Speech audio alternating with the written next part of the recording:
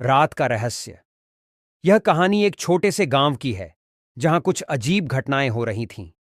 गांव के लोग एक पुराने महल के बारे में बात करते थे जो एक घने जंगल के बीचों बीच स्थित था।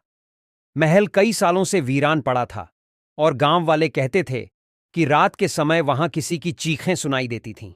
कहते थे कि वह महल किसी भूतिया प्रेत या आत्मा से जुड़ा हुआ है जो रात के अंधेरे में जागता है। एक दिन गांव में एक युवक नामक राजीव आया। वह शहर से था और उसे रहस्यों को हल करने में दिलचस्पी थी। जब उसने महल के बारे में सुना तो उसने ठान लिया कि वह इस रहस्य को सुलझाएगा। वह एक रात महल के पास गया और पूरी रात महल के भीतर जाने का विचार किया। रात के अंधेरे में जब सब कुछ शांत था, राजीव महल के बड़े दरवाजे को खोलकर अंदर दाखिल हुआ।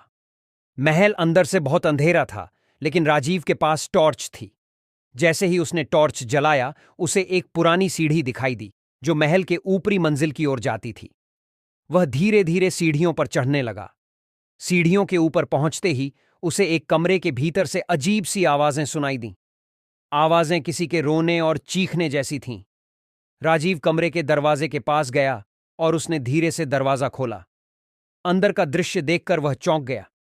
कमरे में एक बूढ़ी औरत बैठी हुई थी जो लगातार किसी से बात करने की कोशिश कर रही थी, लेकिन किसी के जवाब की प्रतीक्षा कर रही थी। वह औरत बहुत डरावनी लग रही थी। उसकी आंखें पूरी तरह से सफेद हो चुकी थीं और चेहरा बहुत ही भयावह था। राजीव ने धीरे से पूछा, आप कौन हैं? आप यहां क्यों बैठी हैं?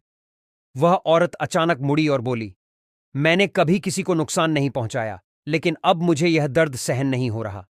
राजीव हैरान था और उसने औरत से पूछा, यह दर्द किस कारण से है? औरत ने बताया, यह महल पहले मेरे परिवार का था, लेकिन मेरे पति ने मुझे धोखा दिया और मुझे यहां एक अंधे कमरे में बंद कर दिया। मेरी मृत्यु के बाद मेरी आत्मा यहां बंधी हुई है। मैं अब भी अपने परिवार के लोगों से बदला लेना चाहती हूं जो मेरी हत्या के जिम्मेदार थे। राजीव को अब पूरा मामला समझ में आ गया। उसने औरत से कहा, आपका बदला लेना सही नहीं है। आपको शांति की आवश्यकता है। अगर आप अपना बदला छोड़ देंगी तो मैं आपको शांति दिलाने का प्रयास करूंगा। औरत ने उसकी बात सुनी और थोड़ी देर सोचने के बाद उसने कहा, अगर तुम मुझे शांति दिला सको तो मैं तुम्हारा धन्यवाद करूंगी। राजीव ने औरत के साथ मिलकर महल के एक कोने में जाकर वहां का पुराना मंदिर ढूंढा जहां पहले पूजा की जाती थी। वहां उसने औरत की आत्मा को शांति देने के लिए पूजा की और भगवान से उसकी आत्मा को मुक्ति दिलाने की प्रार्थना की। अचानक महल का वातावरण हल्का हो गया और औरत की आत्मा को शांति मिल गई। उस रात के बाद महल में कभी भी कोई अजीब घटनाएं नहीं घटीं। गांव वालों को पता चला कि राजीव ने उस रहस्य को सुलझा लिया और महल को फिर से शांति से भर दिया।